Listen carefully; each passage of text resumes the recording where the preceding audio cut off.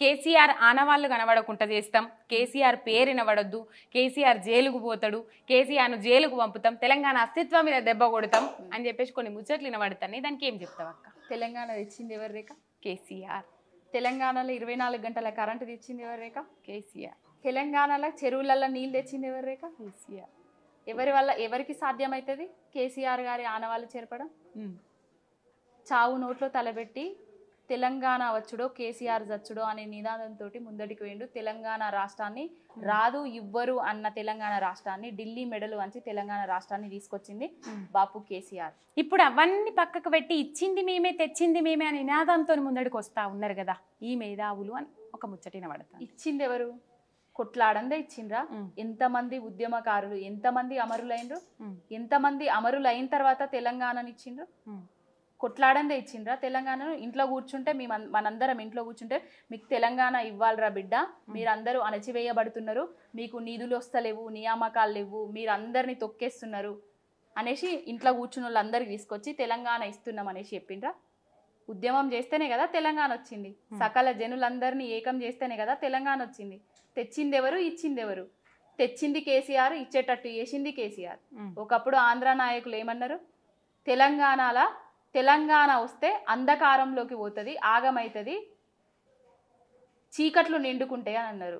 అన్న నాయకుల చెంప చెల్లు అనే విధంగా ఏం చేసిండో తెలియదు కేసీఆర్ గారు. ఎక్కడ కష్టపడ్డాడో, ఎక్కడి నుంచి కరెంటు తెచ్చిండో తెలియదు.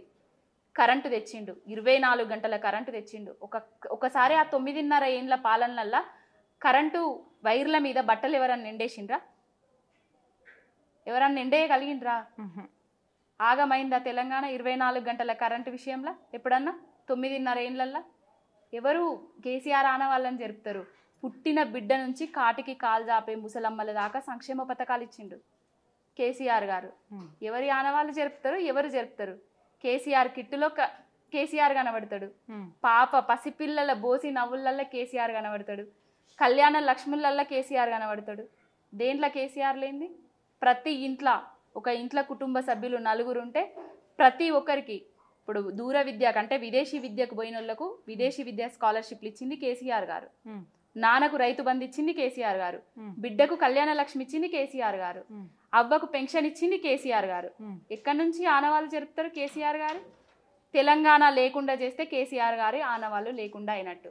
తెలంగాణ లేకుండా అవుతుందా? కేసీఆర్ ఉండంగా, రక్షకుడు కేసీఆర్ ఉండంగా ఏం చేస్తున్నారు, ఏం అవుతుంది తెలంగాణను అని అని అబ్జర్వ్ చేస్తున్నాడు ఆయన. అన్ని ఎప్పుడు ఏం చేయాలో ఆయనకు ముందే తెలుసు. ఇట్లా జరుగుతుందని కూడా మేము ముందే ఊహించినాము. బీఆర్ఎస్ను ఓడించింది ఒకటి కాదు, బీఆర్ఎస్ను కాంగ్రెస్ బీజేపీ ఇద్దరు మూకుమ్మడిగా తెలంగాణను ఓడించిండ్రు. కేసీఆర్ను ఓడించలేదు, తెలంగాణను ఓడించిండ్రు. తెలంగాణ ప్రజలను నయవంచన చేస్తున్నారు గెలిచి. ఎప్పుడన్నా గనులలకు ఎవరన్నా ఇల్లు పెట్టిండ్రా? ఆదాని అంబానీలు కానీ, మోడీలు కానీ, బోడీలు కానీ. మరి కేసీఆర్ గారు లేనిది వేలాలకు పోతున్నాయా లేదా? సింగరేణికి వెయ్యాలి అన్న బొగ్గు గనులను వేరే కంపెనీలకు వేలాలకు ఎందుకు వేస్తున్నారు? కేసీఆర్ లేకపోవడం వల్లనే కదా. కేసీఆర్ లేని లోటు ఇప్పుడు సింగరేణి యజమానులకు, సింగరేణి ఉద్యోగులకు కనబడదా? మళ్ళా ఉద్యమం రాదా? కేసీఆర్ ఎక్కడ లేడు. తెలంగాణలో ప్రతి అణువు కేసీఆర్ ఉన్నాడు. ఆయన గుర్తులు, ఆయన ఆనవాళ్ళను చెరపడం ఎవడి తరం కాదు. అది రాసి పెట్టుకోమని చెప్పు. ఓకే అక్క, ఇంకా మళ్ళీ ఎప్పుడు కూర్చుందాం, మళ్ళీ ఎప్పుడు మాట్లాడుకుందాం తెలుసా? ఇప్పటికి వస్తూనే ఉంటా. మొన్ననే లగ్గమైంది, కళ్యాణ లక్ష్మి అప్లికేషన్ పెట్టుకున్నా, తులం బంగారం ఇచ్చినాడు, మంచిగా షైన్ వేసుకొని నెలకు 2500 ఇస్తారట. అది కూడా చిట్టోటి వేసిన ఆనాడు కూర్చుందా. అచ్చా సరేనక్క. మా ఇంటి పక్కన ఆమె 2500 ఇస్తారనేసి 10,000 ఒక దగ్గర బాకీ తెచ్చుకున్నదట. ఇప్పటి వరకు కూడా 2500 లేవు, 10,000కు వడ్డీ పెరుగుతుందంట. పెరుగుతుంది. తులం బంగారం కళ్యాణ లక్ష్మిలా రాలేదు. రైతు బీమా కూడా పాపం రైతులు చచ్చిపోయిన వాళ్ళకి రైతు బీమా కూడా సరిగ్గా రావట్లేదు రేఖ. రైతు బంధు కూడా. అయితే ఇంకొక విషయము, అప్పుడు ఏమన్నాడంటే రేవంత్ రెడ్డి, కేసీఆర్ బీఆర్ఎస్ ప్రభుత్వము టీఆర్ఎస్ ప్రభుత్వము 2 సీజన్లలోనే రైతు బంధు ఇస్తున్నది, 3వ సీజన్ ఎవరిస్తారు సన్నాసి సవట కేసీఆర్ అని అడిగిండు.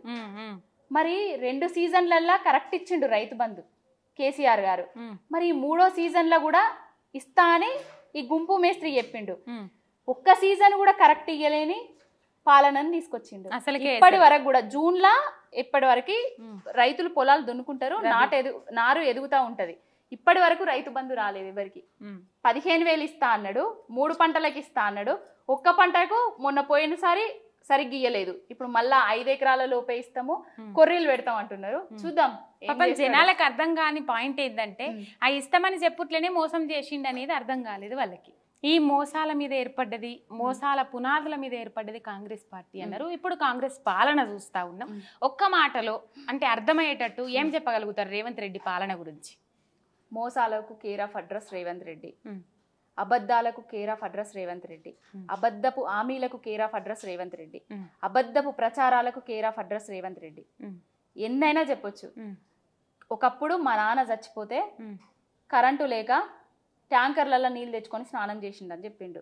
మళ్ళా అదే పాలనని తీసుకొచ్చిండు. ట్యాంకర్లు తెచ్చుకునే కాలాన్ని తీసుకొచ్చిండు, బాయిలకు పూడిక తీసుకునే కాలాన్ని తీసుకొచ్చిండు, ఇన్వేటర్ల కాలాన్ని తీసుకొచ్చిండు, కరెంటు కష్టాలను తీసుకొచ్చిండు, నీళ్ళ కష్టాలను తీసుకొచ్చిండు, ప్రజలను అరిగోస పెడుతున్నాడు, రైతులను కానీ ఉద్యోగులను కానీ రోడ్డు పాలు చేస్తున్నాడు, ధర్నాలు చేసేటట్టు చేస్తున్నాడు. ఆయన తెస్తా అన్న మార్పు ప్రజలు కేసీఆర్ గారి కంటే గొప్పగా పాలిస్తారు. పెద్ద కొడుకు కదా, పెద్ద కొడుకు బాగా చేసిండు, చిన్న కొడుకు అని నస్తున్నా అని అంటున్నాడు కదా, ఏదో చేస్తారు అనుకున్నాడు కానీ మొత్తం అధ్వానం చేస్తున్నాడు. ప్రజలు నమ్మే పరిస్థితుల్లో అయితే లేరు. ప్రజలకు ఇంత షార్ట్ పీరియడ్లో ఇంత వ్యతిరేకత వచ్చిన గవర్నమెంట్ ఏదన్నా ఉన్నదంటే తెలంగాణలో అది కాంగ్రెస్ ప్రభుత్వం అనే చెప్పొచ్చు. పవనక్క లాస్ట్ టైం ఫైనల్ ఒక క్వశ్చన్ అడుగుతా. పావనక్క ఒక్కతే గర్జిస్తే చాలది, పావనక్క లెక్క పావనక్క ఇంకెవరన్నా తయారు చేస్తుందా? ఇంకో 10 మందిని, ఇంకో 20 మందిని, అంటే చూసి ఇన్స్పైర్ అయ్యేటోళ్ళు వేరు, కానీ దగ్గరుండి మాట్లాడాలరా అని ఎవరినన్నా తయారు చేస్తుందా? అది నేను ఆశిస్తున్నా. చాలా మందిని తయారు చేసిన వాళ్ళ పేర్లు నేను చెప్పదలుచుకోలేదు. చేస్తూనే ఉంటా, ఇప్పటి వరకు కూడా చేస్తూనే ఉన్నా. కొంతమంది అమ్మాయిలు చాలా మంది కాల్ చేస్తారు నాకు, అంటే ఇన్స్టా చూసి, ట్విట్టర్లో చూసి, అక్క మీరు మా ఇన్స్పిరేషన్, మీలాగా మాకు చేయాలని ఉంది, చేస్తున్నాము, ట్రై చేస్తున్నాము అని చేస్తున్నారు కొంతమంది.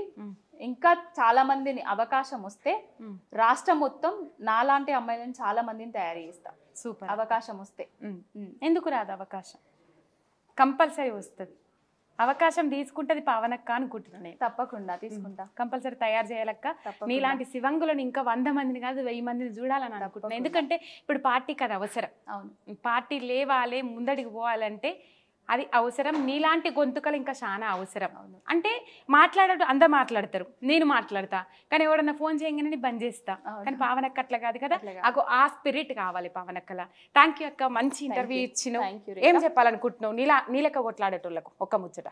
అందరికీ పార్టీ అండగా ఉంటది. పార్టీ మాకేం చేయదు అనుకోవద్దు. రామన్న, బాపు కేసీఆర్ గారు, హరీష్ అన్న, ప్రతి ఒక్క ఎమ్మెల్యేలు కానీ అంటే ఇదివరకు మంత్రులుగా చేసిన వాళ్ళు కానీ, పార్టీ ప్రతి ఒక్కరికి ఎవరైతే కష్టపడుతున్నారో వాళ్లకు అండగా ఉంటుంది. ఏ బెదిరింపులకు భయపడే ప్రసక్తే లేదు. బెదిరింపులకు భయపడి మనం ఇంట్లో కూర్చోవద్దు. ప్రతి దాన్ని ఎదిరిద్దాం, ప్రజల పక్షాన పోరాడదాం, ప్రజా సమస్యలపై గలమెత్తుదాం. జై తెలంగాణ, జై కేసీఆర్.